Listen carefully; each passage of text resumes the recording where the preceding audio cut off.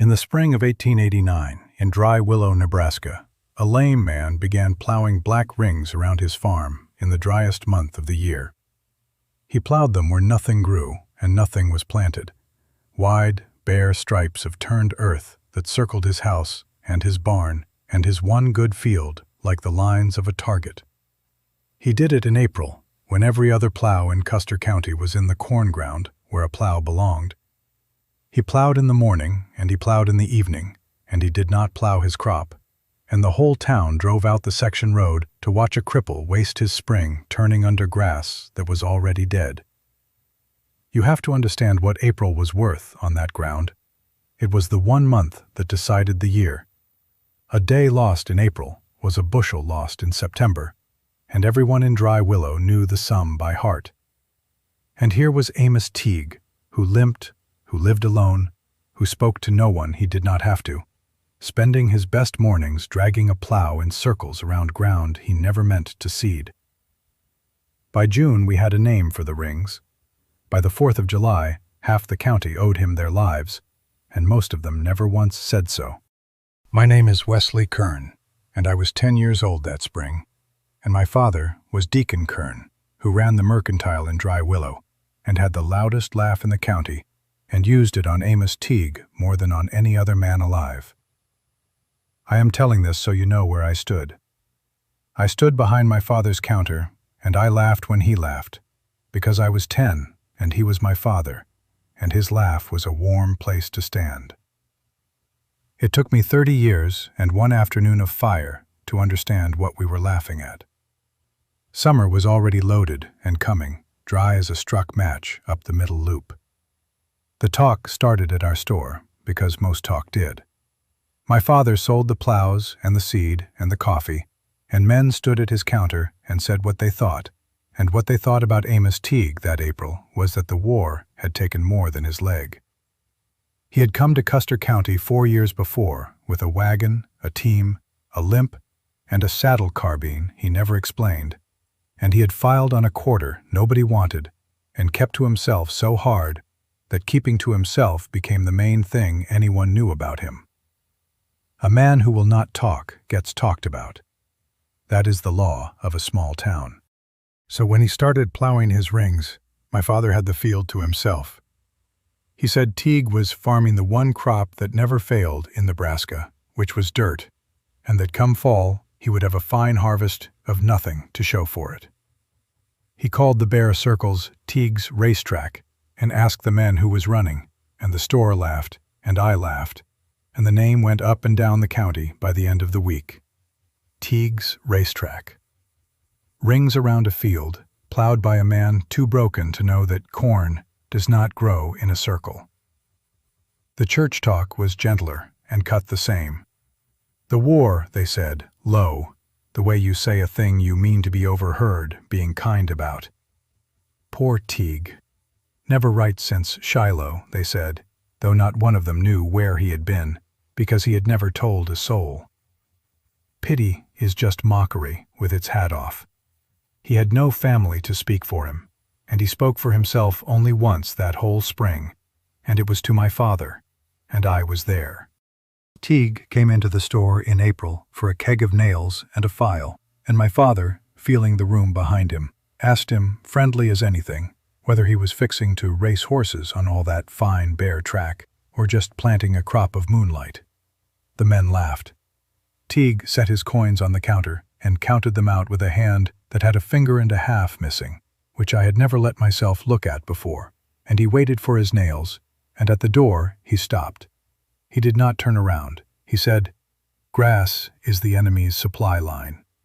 And he went out, and my father looked at me and twirled his finger by his ear, and the store roared, and I laughed until my stomach hurt. I did not know what the words meant. I know now. He was not talking like a farmer. He was talking like a soldier, and he had told us exactly what he was doing, and we heard a madman. Still the rings went round, week on week. A few of us stopped laughing on that road before the others did. Old Ballard, who freighted for us and had driven the Kansas roads in the 70s, slowed his team by the Teague place one afternoon and looked at the bare circles a long time, and when he came in, he did not tell it as a joke. He said the boy had cut himself 3 fire guards and a burn-back lane between them, clean as anything he ever saw on the Santa Fe road, and that a man who did that had seen a prairie burn once and never meant to see it take him. My father said Ballard was going soft, but I noticed my father did not put it in the joke again that week. To understand why a broken man plows bare circles in a drought, you would have had to get inside his fence, and almost no one did. I did, once, later in the summer, on an errand I will come to, and I saw what there was to see, and I will set it down and let it lie. Over his door, on 2 pegs, hung a cavalry saber with the leather worn off the grip.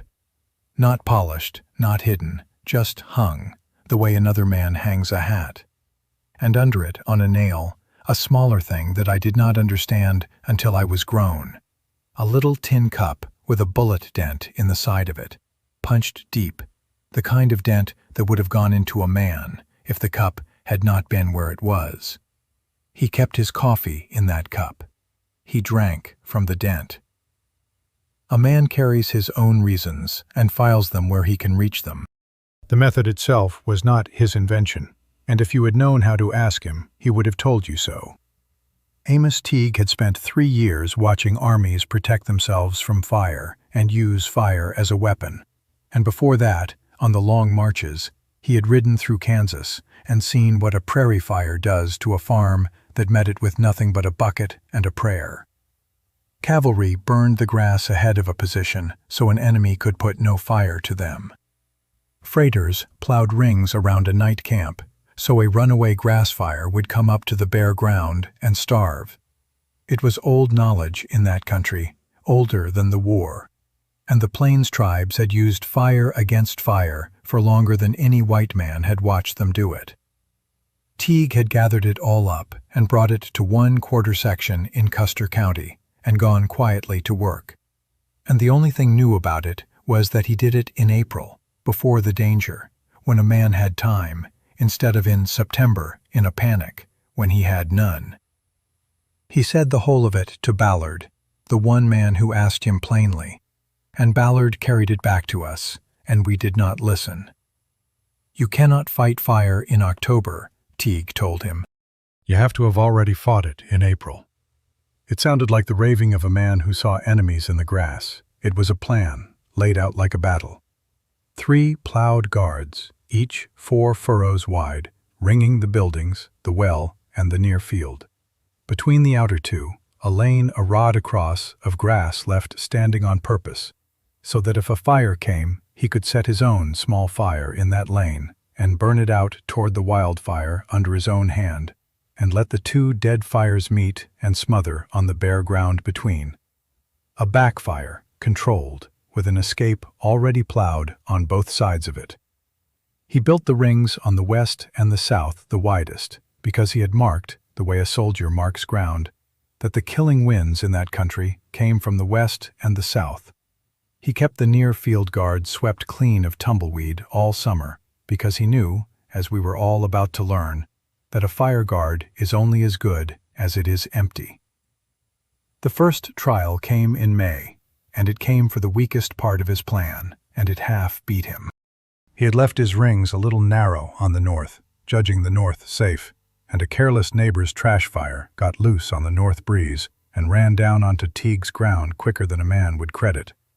The fire jumped his narrow north guard like it was a chalk line. It did not jump the second guard, because the second guard was wider, and there the fire lay down and died in the bare furrows, and the only thing lost was a half-acre of his own grass and any right he had to say his plan was perfect. My father had a good week out of it. Teague's racetrack caught fire, he told the store, and Teague had to run laps to put it out. The store loved it. And it was true, as far as it went, which was not far enough to matter, and no one but Ballard saw the other half of it, which was that the fire had crossed 1 guard and been stopped cold by the next, exactly as a man builds 2 guards so that it will be. Teague did not argue and did not explain. He hitched his team the next morning, and he widened the north rings to match the west and the south, 4 furrows to 8, and he plowed a second lane, and he never again judged any directions safe. The failure cost him 3 more days of a spring he could not spare. It also closed the one door the fire had found. By June, the rings were done, and I will tell you honestly what the Teague place looked like from the section road, because I passed it every week hauling for my father. It looked like a madman's drawing scratched into the prairie. A green farm sitting in a wheel of black and brown circles. Bare rings inside bare rings, going nowhere. Fencing nothing a fence would fence. Guarding against an enemy that no one could see, because the enemy was 3 months and a west wind away. Set against the straight, square fields of every sane farm in the county, it was ridiculous. And Dry Willow said so all June long. And my father said it best and got the laugh every time. The summer was 3 weeks from settling the account. June came in hot and stayed hot, and the rain quit. By the last week of it, the corn had begun to fire at the tips and curl at noon, and the buffalo grass on the open range went from green to straw to gray, and the whole county turned the color of a lion's back. The wells dropped. The middle loop ran to sand in the shallows. Old Ballard said he had not felt air like it since the Kansas burns of '74, and he said it soberly. And this time, my father did not tell him he was going soft. Even a loud man can smell it when the country dries out under him like tinder laid in a stove. Something was coming across that grass that would try every farm in the county by fire. There was one thing more that Teague did that June that no one understood, and I said it here because it mattered more than any of us could know. In the last dry week, he hauled barrel after barrel of water from his well and soaked a wide band of the standing lane grass between his 2 south guards, soaked it and let the sun crust it, and soaked it again, until that rod of prairie would no more take a spark than a wet blanket would. Ballard asked him what in creation he was doing, wetting grass in a drought, when his corn was dying for that water. Teague said, "I am not saving the grass. I am aiming the fire." And Ballard, who understood by then, nodded, and the rest of us laughed when we heard it, because we did not. The fire came on the 3rd of July, 1889, and I saw it, and I will carry the sight of it to my grave. It started 40 miles west and south of us, on the open range. From what cause, no one ever settled. A spark off a wheel rim, or a careless pipe, or the sun itself on dry glass. It did not matter where it started. What mattered was the wind. And the wind that day was out of the southwest at better than 30 miles an hour, hot as an oven door, and the grass between that fire and Dry Willow was 6 weeks dead and standing tall. A prairie fire in tall dry grass on a high wind does not crawl, it runs. It ran at us faster than a horse could gallop over broken ground, a wall of flame that a man on the ground could see coming as a brown-black cloud shouldering up over the whole southwest horizon, and under the cloud a red line, and the red line was closing. Birds came ahead of it, then rabbits and a running deer and somebody's loose horses, all going the same way, all going east, all going away. By the time the church bell in Dry Willow began to hammer, the smoke had put out the sun, and it was the color of dusk at 2 in the afternoon, and the air rained gray ash and the burnt-off bodies of grasshoppers. Fire did not care whose farm it crossed, or who in that county had laughed. Now I will tell you about that afternoon in 2 places, because I was in one, and I have spent 30 years learning the other. In Dry Willow, the town did what a town does, which was everything at once, and half of it wrong. Men ran for the school and the church with wet sacks and barrels on wagons. My father, God keep him, was as brave that day as he was loud, and that is saying much. He stood on the roof of our store with a wet blanket and beat sparks the size of dinner plates as they sailed in ahead of the wall, and he saved the store, and he saved the block, and I passed him water in buckets until my arms failed, and I have never in my life been prouder of a man, or more frightened for one. The wind carried burning cow chips and rolling globes of lit tumbleweed a quarter-mile ahead of the fire itself, and every one of them started a new fire where it landed, and the men of Dry Willow ran from one to the next all afternoon, and beat them out with sacks and their own coats, and won, barely, and the town stood. But it stood the way Sperry's fine house had stood in another county in another year, that I would only hear about later. It stood by main strength and luck, and it stood at a cost, and 3 men were burned doing it. And the Hollis place east of the store did not stand at all. A mile west, in the wheel of ridiculous circles, Amos Teague fought a different kind of battle, and he fought it the way he had rehearsed it alone for 4 years.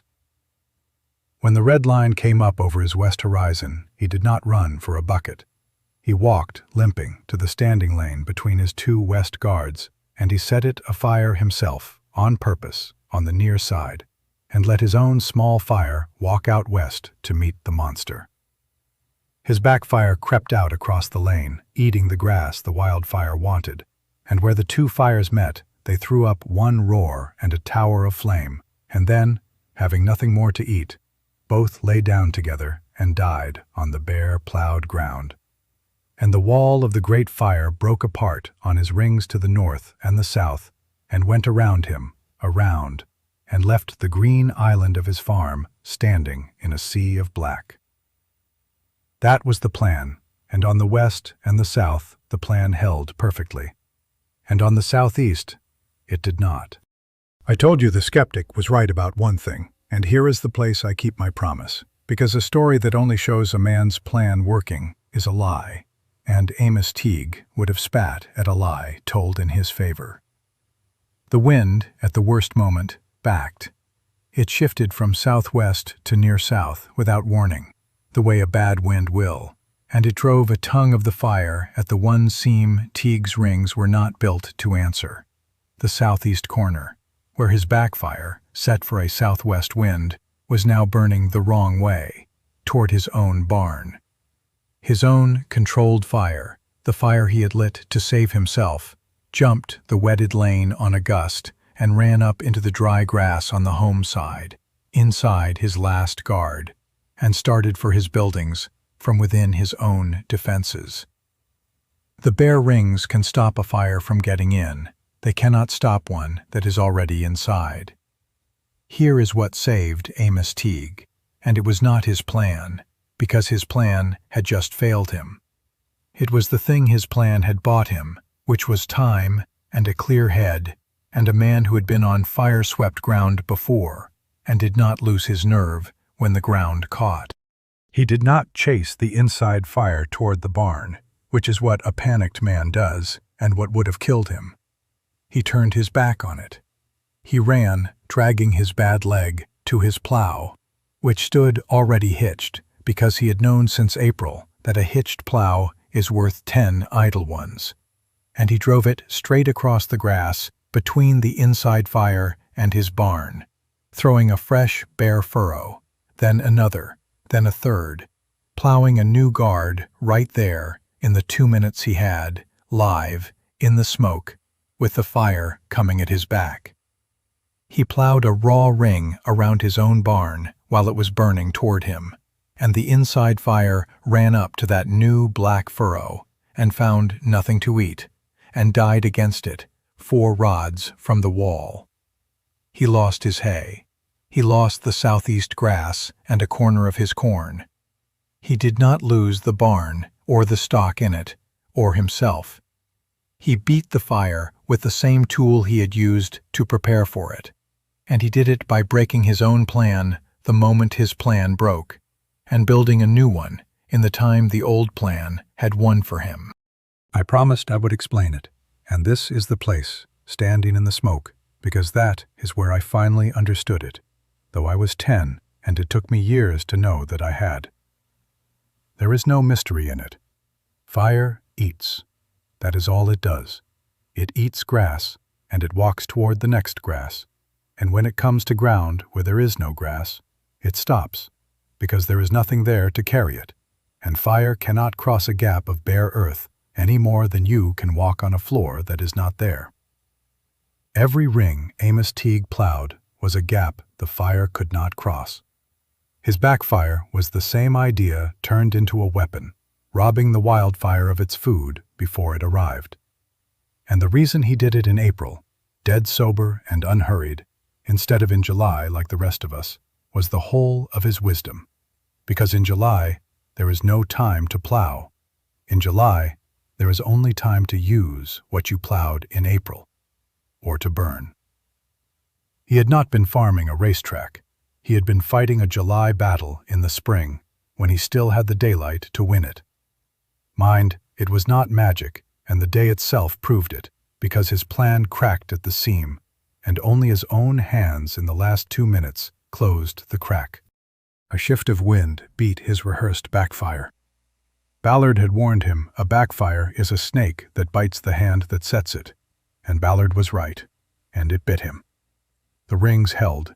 The fire he lit himself did not.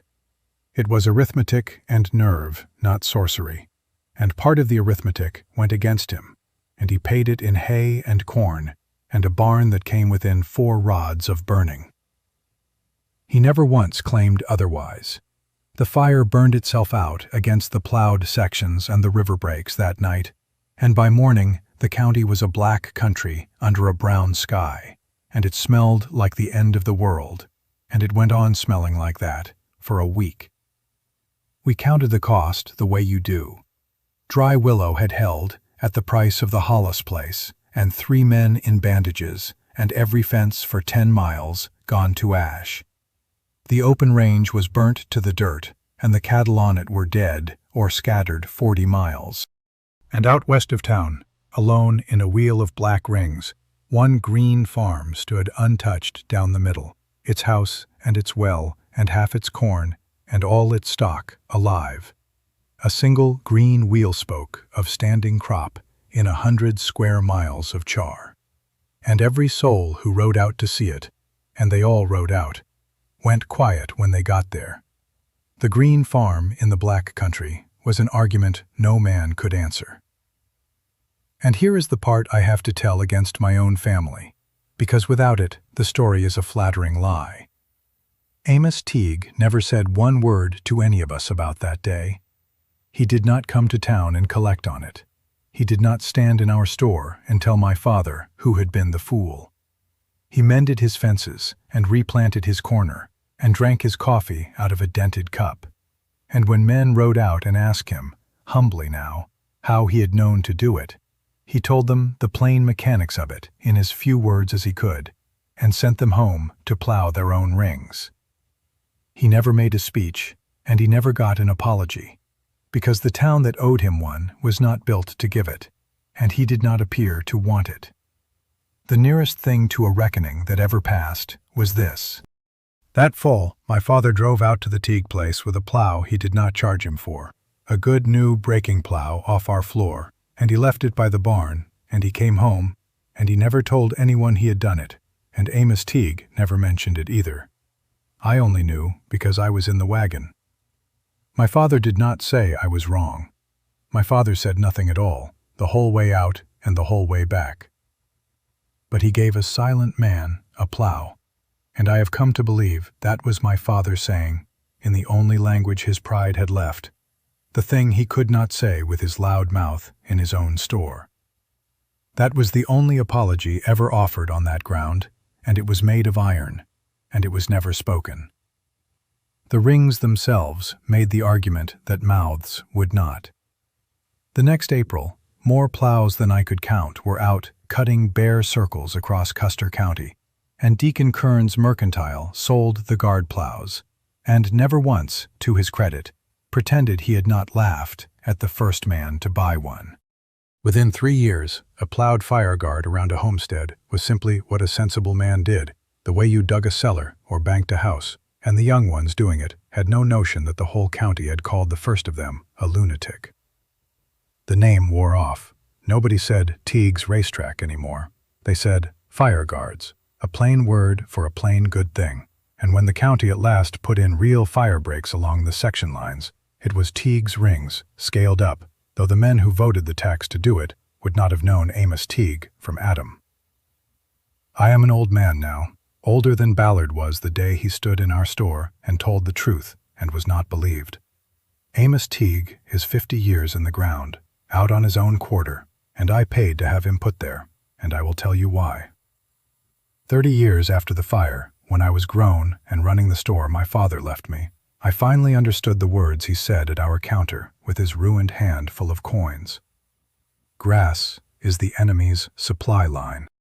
He had told us the whole truth in 6 words, and we had laughed because we heard a broken soldier, and there stood a man who understood our country better than any of us, and had tried, in the only voice he had, to teach it to us free. I went out to his place that year, an old habit of guilt, and it was the day I saw the dented cup and the worn saber, and I understood at last that Dry Willow had spent a whole spring laughing at competence because it came wrapped in a limp and a silence. People ask me what the fire year taught. They want a word about courage, and my father had courage on that roof, and I will not take it from him. But courage was what the town needed, because the town had not prepared, and it cost the town 3 burned men and the Hollis place. What Amos Teague had was not courage. It was foresight, which is quieter, and looks like madness right up until the day it looks like the only sane thing anyone did. He fought his fire in April, when there was time. The rest of us fought ours in July, when there was none, and called ourselves brave for surviving what one plain-spoken cripple had simply declined to be surprised by. If I have a lesson, it is his, and I give it to you in his words, not mine. You cannot fight the fire in October. You have to have already fought it in April. Everything else is luck and courage and the smell of your own hay burning, and 3 men in bandages who did not have to be. Now, the men in this story are ours, but here is what is true. Prairie fires were the great terror of the treeless plains, and they killed people and stock and swept whole counties in the dry years of the 1880s and 90s. Plowed fire guards, wide bare rings of turned earth around a homestead, were the standard and often the only defense, and a controlled backfire, set to burn toward an oncoming wildfire and starve it, was a real and widely used technique, as dangerous as it was effective, exactly as dangerous as a shifting wind could make it. Fire cannot cross bare ground because there is nothing there to carry it, which is the whole principle of every fire break plowed or bulldozed to this day. The Plains tribes and the cavalry and the freighters all used fire against fire long before any homesteader did. The people and the town are imagined. The fire, the wind, and the plow are exactly as they were.